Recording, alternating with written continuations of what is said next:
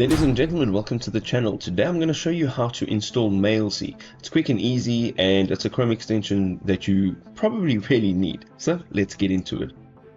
So you're going to go ahead and dial in Mailsie, and you'll get onto this site over here, right? So at the top, you'll see the download button. We're going to hit the download button. Now, what will essentially happen is you'll now receive the download on your device.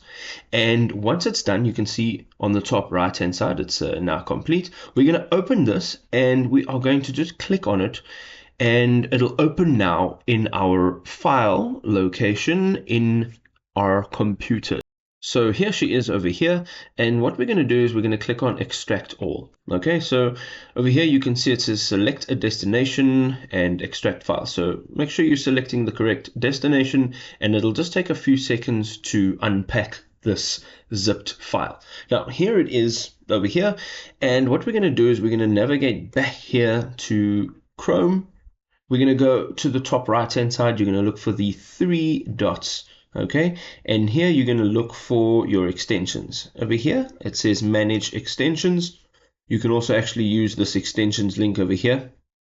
And what you want to look for on the top right hand side is the developer mode. Okay, you'll have to make sure that this is toggled on. Alright, so this is what it looks like over here.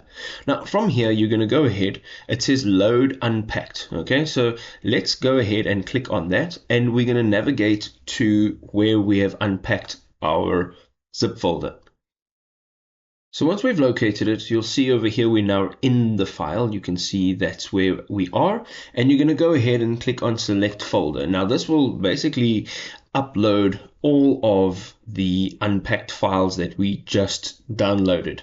You can see now that it is right over here, so you can now use this as an extension. If you go up to extensions on your browser, you can find it just over here, and you can pin it.